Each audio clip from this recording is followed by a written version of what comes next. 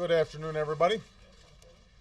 Now, I understand there are some political contests going on tonight, but I thought I'd start the day off by taking a few questions, which I'm sure will not be political in nature. But before I do, I want to make a few announcements about some steps we're taking to help responsible homeowners who've been struggling through this housing crisis. Now, we've clearly seen some positive economic news over the last few months. Businesses have created about 3.7 million new jobs over the last 2 years. Manufacturers are hiring for the first time since the 1990s. The auto industry is back and hiring more than 200,000 people over the last few years. Confidence is up, and the economy is getting stronger. But there are still millions of Americans who can't find a job. There are millions more who are having a tough time making the rent or the mortgage, paying for gas or groceries. So our job in Washington isn't to sit back and do nothing, and it's certainly not to stand in the way of the recovery. Right now, we've got to do everything we can to speed it up. Now, Congress did the right thing when they passed part of my jobs plan and prevented a tax hike on 160 million working Americans this year, and that was a good first step. But it's not enough. They can't just stop there and wait for the next election to come around. There are a few things they can do right now that could make a real difference in people's lives. This Congress should, once and for all, end tax breaks for companies that are shipping jobs overseas and use that money to reward companies that are creating jobs here in the United States. I've put forward a proposal that does just that, and there's no reason why Congress can't come together and start acting on it. This Congress could hold a vote on the Buffett rule so that we don't have billionaires paying a lower tax rate than their secretaries. That's just common sense. The vast majority of Americans believe it's common sense, and if we're serious about paying down our deficit, it's as good a place to start as any. And finally, this Congress should pass my proposal to give every responsible homeowner a chance to save an average of $3,000 a year by refinancing their mortgage at historically low rates. No red tape, no runaround from the banks. If you've been on time on your payments, if you've done the right thing, if you've acted responsibly, you should have a chance to save that money on your home, perhaps to build up your equity or just have more money in your pocket that you can spend on businesses in your community. That would make a huge difference for millions of American families. Now, if Congress refuses to act, I've said that I'll continue to do everything in my power to act without them. Last fall, we announced an initiative that allows millions of responsible homeowners to refinance at low interest rates. Today, we're taking it a step further. We are cutting by more than half the refinancing fees that families pay for loans insured by the Federal Housing Administration. That's going to save the typical family in that situation an extra $1,000 a year on top of the savings that they'd also receive from refinancing. That would make refinancing even more attractive to more families. It's like another tax cut that'll put more money in people's pockets. We're going to do this on our own. We don't need congressional authorization to do it. We're also taking a series of steps to help homeowners who have served our country. It is unconscionable that members of our armed forces and their families have been some of those who have been most susceptible to losing their homes due to the actions of unscrupulous banks and mortgage lenders. Over the last few years, that happened a lot. So as part of the landmark settlement we reached with some of the nation's largest banks a few weeks ago, here's what we're going to do. If you are a member of the armed forces whose home was wrongfully foreclosed, you will be substantially compensated for what the bank did to you and your family. If you are a member of the armed forces with a high interest rate who was wrongfully denied the chance to lower it while you were in active service, which banks are required to do by law, the banks will refund you the money you would have saved along with a significant penalty.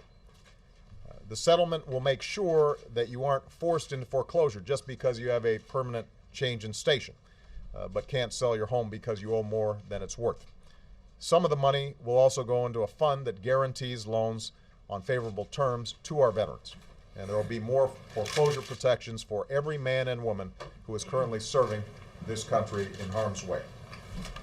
As I've said before, no amount of money is going to be enough to make it right for a family who has had their piece of the American dream wrongfully taken away from them. And no action, no matter how meaningful, will entirely heal our housing market on its own. This is not something the government by itself can solve. But I'm not one of those people who believe that we should just sit by and wait for the housing market to hit bottom. There are real things that we can do right now that would make a substantial difference in the lives of innocent, responsible homeowners. That's true in housing, and that's true in any number of different areas when it comes to ensuring that this recovery touches as many lives as possible. That's going to be my top priority as long as I hold this office, and I will do everything I can to make that progress. So with that, I'm going to take some questions, and I will start with Mike Vicara. Yes, sir. On the Middle East and as it relates to American politics, a little less than a year ago, Muammar Gaddafi gave a speech and he said he was going to send his forces to Benghazi. He was going to rout opponents from their bedrooms and he was going to shoot them. You frequently cited that speech as a justification for NATO, the no-fly zone, and military action against Libya. In Syria, Bashar al-Assad is killing people. There's a massacre underway. And your critics here in the United States, including most notably John McCain, said you should start airstrikes now. And on Iran, Mitt Romney on Sunday went so far as to say that if you are reelected, Iran will get a bomb and the world will change. How do you respond to this criticism? All right, Mike, you asked a couple of questions there, so let's start with the Iran situation, since that's been the topic of the news for the last few days.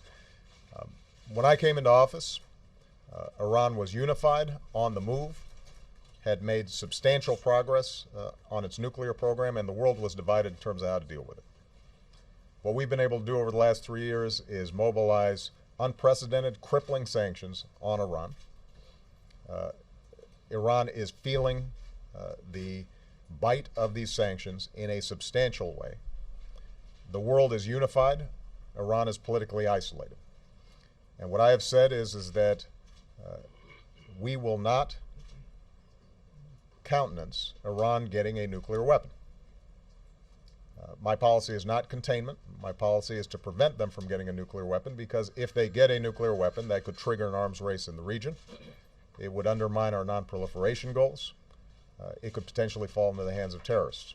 And we've been in close consultation with all our allies, including Israel, in moving this strategy forward. At this stage, it is my belief that we have a window of opportunity where this can still be resolved diplomatically. That's not just my view. That's the view of our top intelligence officials. It's the view of top Israeli intelligence officials. And as a consequence, we are going to continue to apply the pressure, even as we provide a door for the Iranian regime to walk through where they could rejoin the community of nations by giving assurances to the international community that they're meeting their obligations and they are not pursuing a nuclear weapon. That's my track record. Now, what's said on the campaign trail, those folks don't have a lot of responsibilities.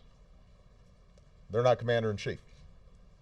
And when I see the casualness with which some of these folks talk about war,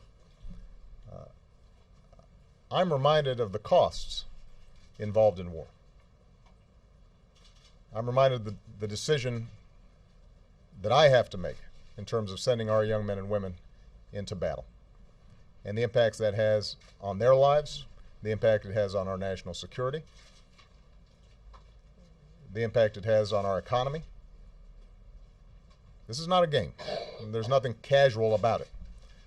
And when I see some of these folks who have a lot of bluster and a lot of big talk, but when you actually ask them specifically what they would do, it turns out they repeat the things that we've been doing over the last 3 years.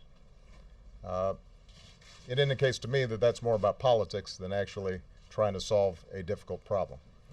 Now, the one thing that we have not done is we haven't launched a war. If some of these folks think that it's time to launch a war, they should say so.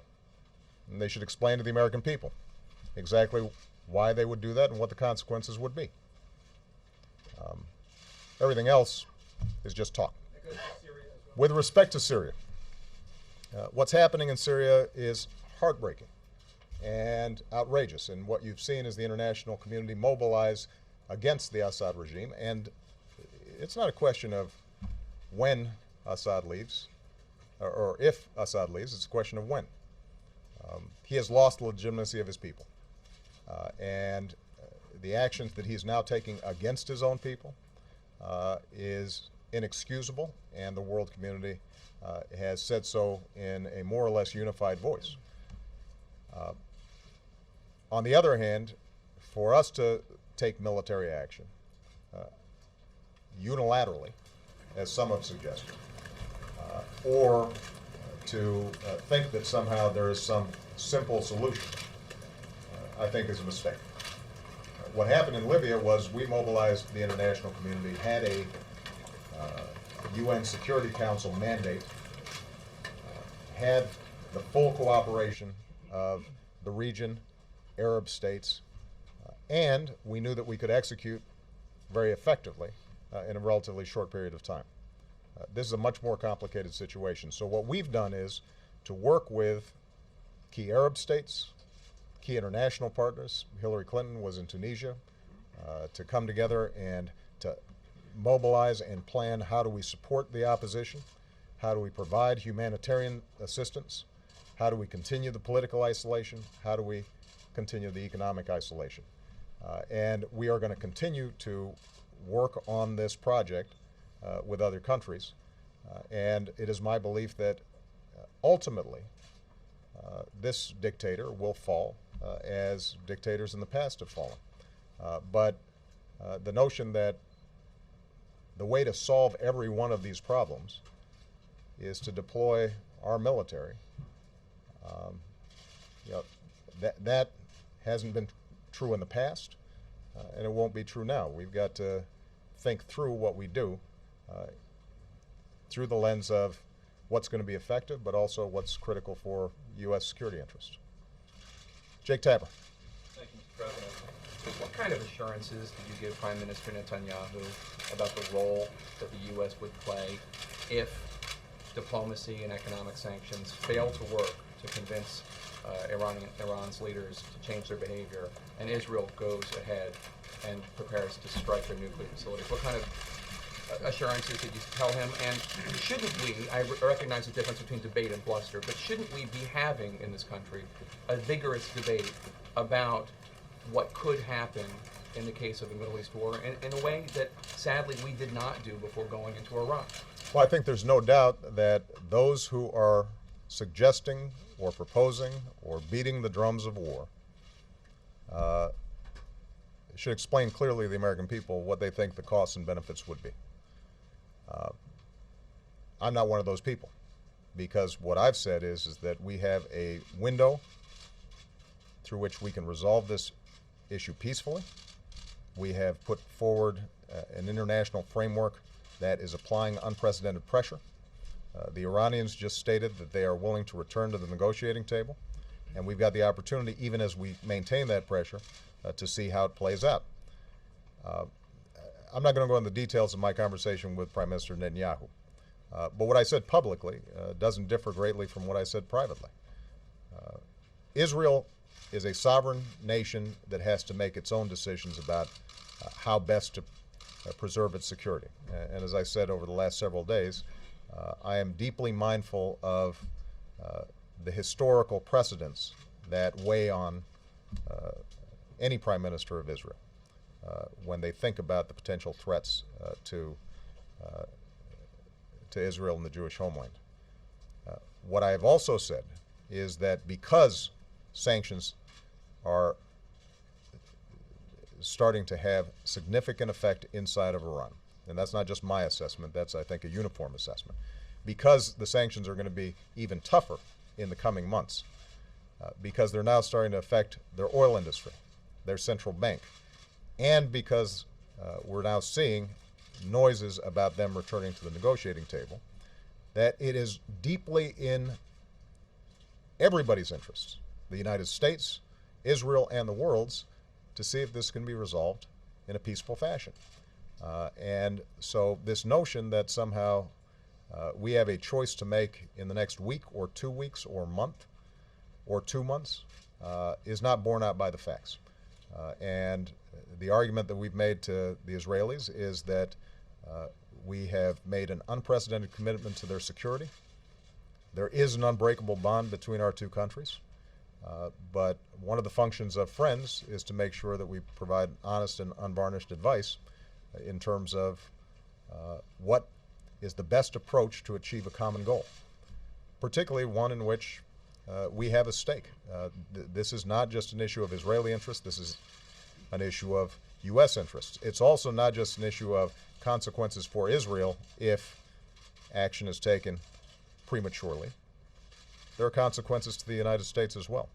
And so I do think that anytime we consider military action, that the American people understand there's going to be a price to pay. Sometimes it's necessary, but we don't do it casually. You know, when I visit Walter Reed, when I sign letters to families that haven't whose loved ones have not come home, I am reminded that there is a cost. Sometimes we bear that cost, but we think it through. We don't play politics with it. When we have in the past, when we haven't thought it through, and it gets wrapped up in politics, we make mistakes. And typically it's not the folks who are popping off who pay the price. It's these incredible men and women in uniform and their families who pay the price. And as a consequence, I think it's very important for us to take a careful, thoughtful, sober approach to what is a real problem. And that's what we've been doing over the last 3 years. That's what I intend to keep doing. Sir, if I could just quickly follow up. You didn't, Jake. you might not be beating the drums of war, but you did very publicly say, we've got Israel's back. What does that mean? What it means is that historically we have always cooperated with Israel with respect to the defense of Israel, just like we do with a whole range of other allies, just like we do with Great Britain, just like we do with Japan.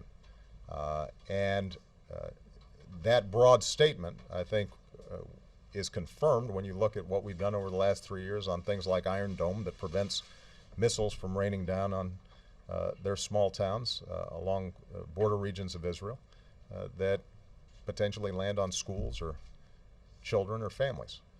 And we're going to continue that unprecedented security commitment. It was not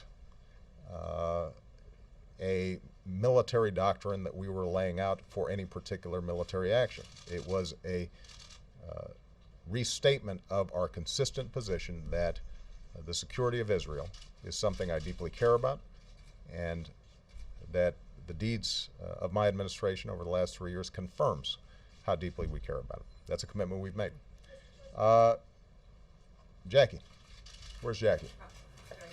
There you are.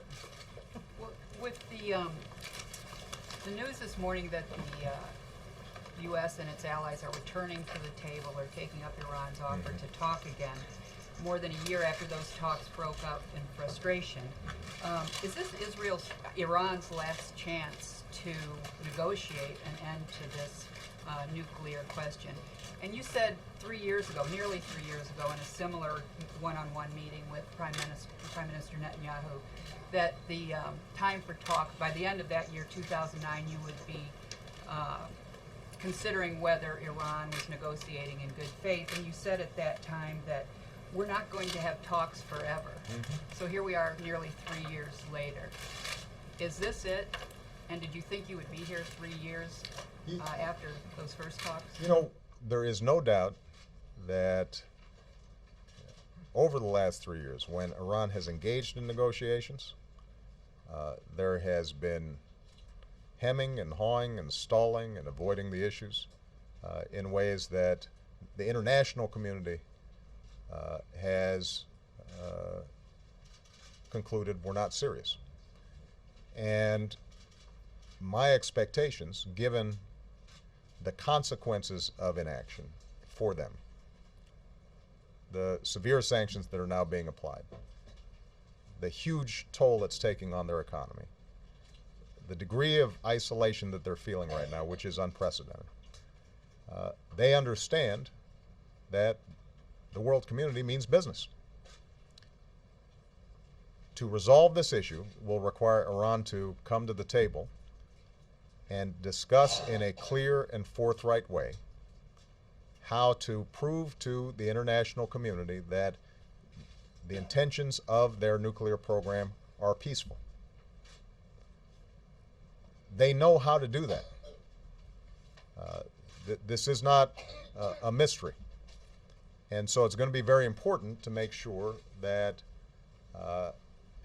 on an issue like this, there are complexities. It obviously has to be methodical.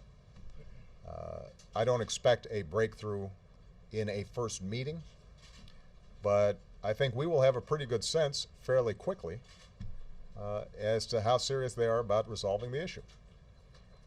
And there are steps that they can take that would send a signal to the international community and that are verifiable, that would allow them to be in compliance with international norms, in compliance with international mandates, abiding by the Non-Proliferation Treaty, and provide the world an assurance that they're not pursuing a nuclear weapon. They know how to do it. And the question is going to be whether in these discussions they show themselves moving clearly in that direction. Ed Henry. Thank you, Mr. President. I wanted to follow up on Israel and Iran because you have said repeatedly you have Israel's back. So I wonder why 3 years in office you have not visited Israel as president. And related to Iran and Israel, you have expressed concern about this loose talk of war, as you call it, driving up gas prices further. Your critics will say on Capitol Hill that you want gas prices to go higher because you have said before that will wean the American people off fossil fuels onto renewable fuels. How do you respond to that? Ed, just from a political perspective, do you think the President of the United States going into re-election wants gas prices to go up higher? Is there anybody here who thinks that makes a lot of sense? Look, here's the bottom line with respect to gas prices. I want gas prices lower because they hurt families. Because I meet folks every day who have to drive a long way to get to work, and them filling up this gas tank gets more and more painful, and it's a tax out of their pocketbooks, out of their paychecks. And a lot of folks are already operating on the margins right now. And it's not good for the overall economy, because when gas prices go up, consumer spending oftentimes pulls back. And we're in the midst right now of a recovery that is starting to build up steam, and we don't want to reverse it. What I have also said about gas prices is that there is no silver bullet, and the only way we're going to solve this problem over the medium and long term is with an all-of-the-above strategy that says we're going to increase production, which has happened. We are going to make sure that we are conserving energy. That's why we doubled fuel efficiency standards on cars, which will save consumers about $1.7 trillion and take about 12 billion barrels of oil offline, which will help to reduce prices. And we're going to develop clean energy technologies that allow us to continue to use less oil. And we've made progress. I mean, the good news is 2010, first time in a decade that our oil imports were actually below 50%, and they've kept on going down. And we're going to keep on looking at every strategy we can to, yes, reduce the amount of oil that we use while maintaining our living standards and maintaining our productivity and maintaining our economic growth. And we're going to do everything we can to make sure that consumers aren't hurt by it. Now, there's some short-term steps that we're looking at with respect to, for example, there are certain potential bottlenecks in refineries around the country that we've been concerned about. We're concerned about what's happening in terms of production around the world. It's not just what's happening in the Gulf. You've had, for example, in Sudan, some oil that's been taken offline that's helping to restrict supply. So we're going to look at a whole range of measures, including, by the way, making sure that my Attorney General is paying attention to potential speculation in the oil markets. I've asked him to reconstitute a task force that's examining that. But we go through this every year. We've gone through this for 30 years. And if we are going to be competitive, successful, and make sure families are protected over the long term, then we've got to make sure that we've got a set of options that reduce our overall dependence on oil. Now, with respect to Israel, I'm not the first president who has been unable, because of a whole range of issues, not to visit Israel as president in their first term. I visited Israel twice as senator, once right before I became president. The measure of my commitment to Israel is not measured by a single visit. The measure of my commitment to Israel is seen in the actions that I've taken as President of the United States, and it is indisputable that I've had Israel's back over the last 3 years. Amr Madani. Thank you, Mr. President. Yeah. Do you believe Rush Limbaugh's apology to the Georgetown lawsuit was sufficient and heartfelt? Do you agree with the decision of the growing number of sponsors that have decided to drop his show, stop supporting his show? And has there been a double standard on this issue? Liberal commentators have made similarly provocative or distasteful statements, and there hasn't been such an outrage. You know, I'm not going to comment on what sponsors decide to do. I'm not going to comment on either the economics or the politics of it. I don't know what's in Rush Limbaugh's heart, so I'm not going to comment on the sincerity of his apology. What I can comment on is the fact that all decent folks can agree that the remarks that were made don't have any place in the public discourse. And the reason I called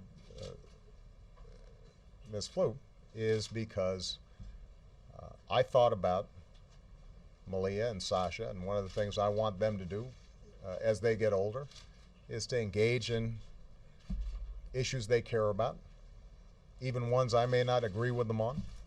I want them to be able to speak their mind in a civil and thoughtful way.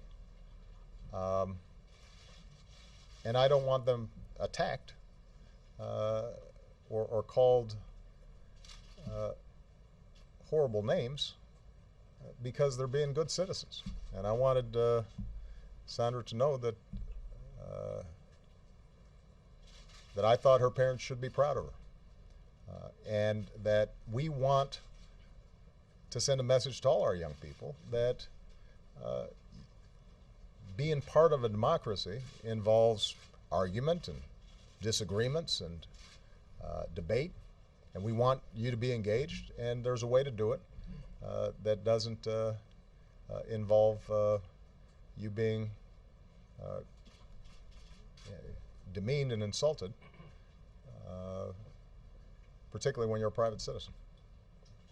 All right. Jessica Yellen. Gilmore apologized for. Jessica. Apologize for what they said about that. Thank you, Mr. President. Thank you. Thank you. Top Democrats have said that Republicans on a similar issue are engaged in a war on women. Some top Republicans say it's more like Democrats are engaged in a war for the women's vote. As you talk about loose talk of war in another arena, and women this could raise concerns among women, do you agree with the chair of your Democratic National Committee that there is a war on women? Here's what I think. Women are going to make up their own mind in this election about who is advancing the issues that they care most deeply about. One of the things I've learned being married to Michelle is I don't need to tell her what it is that she thinks is important. And there are millions of strong women around the country who are going to make their own determination about a whole range of issues. It's not going to be narrowly focused just on contraception. It's not going to be driven by one statement by one radio announcer. It is going to be driven by their view of what's most likely to make sure they can help support their families, make their mortgage payments, who's got a plan to ensure that middle-class families are secure over the long term, what's most likely to result in their kids being able to get the education they need to compete. And I believe that Democrats have a better story to tell to women about how we're going to solidify the middle class and grow this economy, make sure everybody has a fair shot, everybody's doing their fair share, and we got a fair set of rules of the road that everybody has to follow. So I'm not somebody who believes that women are going to be single-issue voters. They never have been. And but I do think that we've got a strong story to tell when it comes to women. Would you prefer this language be changed? You know, Jessica, as you know, if I start being in the business of arbitrating, About civility. right, and what I do is I practice it. And so I'm going to try to lead by example in this situation, as opposed to commenting on every single comment that's made by either politicians or pundits. I would be very busy. I would not have time to do my job. That's your job to comment on what's said by politicians and pundits. All right. Lori Montenegro. Thank you. There you are. Mr. President, polls are showing that Latino voters seem to be favoring your reelection over a Republican alternative, yet some of them are still disappointed, others upset about a promise that you made on immigration reform that has yet to come to pass. If you are reelected, what would be your strategy? What would you do different to get immigration reform passed through the Congress, especially if both houses continue as they are right now, which is split? Well, first of all, just substantively, every American should want immigration reform. We've got a system that's broken. We've got a system in which you have millions of families here in this country who are living in the shadows, worried about deportation. You've got American workers that are being undercut because those undocumented workers can be hired and the minimum wage laws may not be observed, overtime laws may not be observed. You've got incredibly talented people who want to start businesses in this country or to work in this country, and we should want those folks here in the United States. But right now, the legal immigration system is so tangled up that it becomes very difficult for them to put down roots here. So we can be a nation of laws and a nation of immigrants. And it is not just a Hispanic issue. This is an issue for everybody. This is an American issue that we need to fix. Now, when I came into office, I said I am going to push to get this done. We didn't get it done. And the reason we haven't gotten it done is because what used to be a bipartisan agreement that we should fix this ended up becoming a partisan issue. I give a lot of credit to my predecessor, George Bush, and his political advisors who said, this should not be just something the Democrats support. The Republican Party is invested in this as well. That was good advice then. It would be good advice now. And my hope is that after this election, the Latino community will have sent a strong message that they want a bipartisan effort to pass comprehensive immigration reform that involves making sure we've got tough border security. And this administration has done more for border security than just about anybody. That we are making sure that companies aren't able to take advantage of undocumented workers. That we've got strong laws in place, and that we've got a path so that all those folks whose kids often are U.S. citizens, who are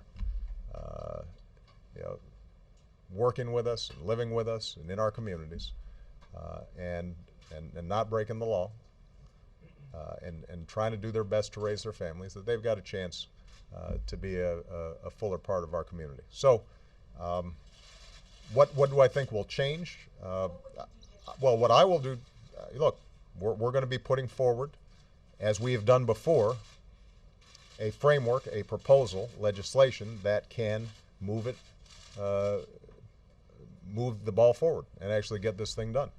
But ultimately, I can't vote for Republicans. They're going to have to come to the conclusion that this is good for the country and that this is something that they themselves think is important. And depending on how Congress turns out, we'll see how many Republican votes we need to get it done.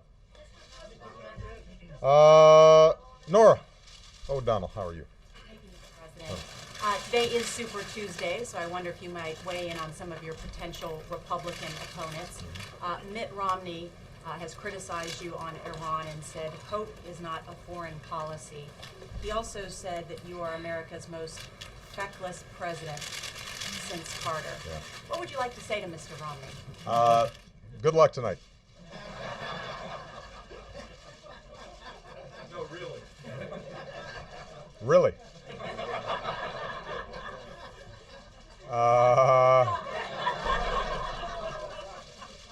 Lynn, since you've been hollering and you're from my hometown, make it a good one. My question is about the switch of the G8 summit from Chicago to Camp David. A reason given from the White House is that now you wanted a more intimate summit. People in Chicago would like to know, what do you know now that you did not know when you booked hometown Chicago for the G8 that led to the switch?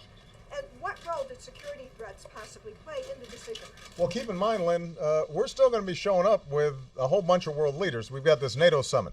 Typically what's happened is that we've tried to attach the G8 summit to the NATO summit so that the leaders in the G8 summit don't have to travel twice to whatever location. So last year in France, we combined a G8 with a NATO summit. We'll do so again. I have to say, this was an idea that was brought to me after the initial organizing of the NATO summit. Somebody pointed out that I hadn't had any of my counterparts who I've worked with now for 3 years up to Camp David. G8 tends to be a more informal setting in which we talk about a wide range of issues in a pretty intimate way. And the thinking was that people would enjoy being in a more casual backdrop. I think the weather should be good that time of year. It'll give me a chance to spend time with Mr. Putin, the new Russian president. And from there, we will then fly to Chicago. I always have confidence in Chicago being able to handle security issues. Whether it's Taste of Chicago or Lollapalooza or Bulls Championships, we know how to deal with a crowd. And I'm sure that your new mayor will be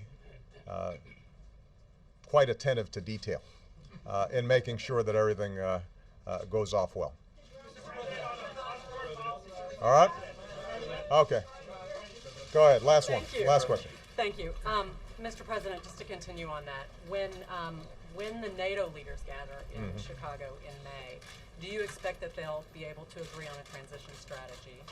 And are you concerned at all that the Koran burning and the episodes that have followed since then threaten your ability to negotiate with partners? Well, keep in mind that the transition policy was in place and established at Lisbon.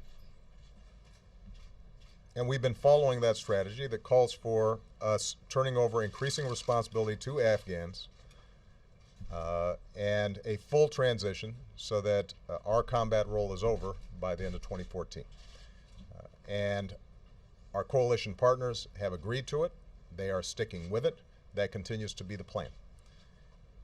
What we are now going to be doing over the next, at this NATO meeting and planning for the next 2 years, is to make sure that that transition is not a cliff, but that there are benchmarks and steps that are taken along the way, in the same way that we reduced our role in Iraq, so that it is gradual, Afghan capacity is built, the partnering with Afghan security forces is effective, that we are putting in place the kinds of support structures that are needed in order for the overall strategy to be effective. Now, yes, the situation with the Quran burning concerns me. I think that it is an indication of the challenges in that environment, and it's an indication that now is the time for us to transition. Obviously, the violence directed at our people is unacceptable, and President Karzai acknowledged that. But what is also true is President Karzai, I think, is eager for more responsibility on the Afghan side. We're going to be able to find a mechanism whereby Afghans understand their sovereignty is being respected and that they're going to be taking a greater and greater role in their own security. That, I think, is in the interest of Afghans. It's also in our interests. And I'm confident we can execute, but it's not going to be a smooth path. There are going to be bumps along the road, just as there were in Iraq. Well, are these bumps along the road, or are you seeing a deterioration in the relationship based on the Quran burning itself, the violence that has followed, that inhibits your ability to work out things like how to hand off the detention center? No, none of this stuff is easy, and it never has been. And obviously, the most recent riots or protests against the Quran burning were tragic. But remember, this happened a while back when a pastor in Florida threatened to burn a Quran. In Iraq, as we were making this transition, there were constant crises that would pop up and tragic events that would take place, and there would be occasional setbacks. But what I've tried to do is to set a course, make sure that up and down the chain of command everybody knows what our broader strategy is. And one of the incredible things about our military is that when they know what our objective is, what our goal is, regardless of the obstacles that they meet along the way, they get the job done. And I think that President Karzai understands that we are interested in a strategic partnership with the Afghan people and the Afghan government. We are not interested in staying there any longer than is necessary to assure that Al-Qaeda is not operating there and that there is sufficient stability that it doesn't end up being a free-for-all after ISAF has left. And so we share interests here. It'll require negotiations, and there will be time where things don't look as smooth as I'd like. That's kind of the deal internationally on a whole range of these issues. All right? Thank you, guys. Oh, can I just make one other comment? I want to publicly express condolences to the family of Donald Payne, congressman from New Jersey, a wonderful man, did great work both domestically and internationally. He was a friend of mine, and so my heart goes out to his family and to his colleagues. All right?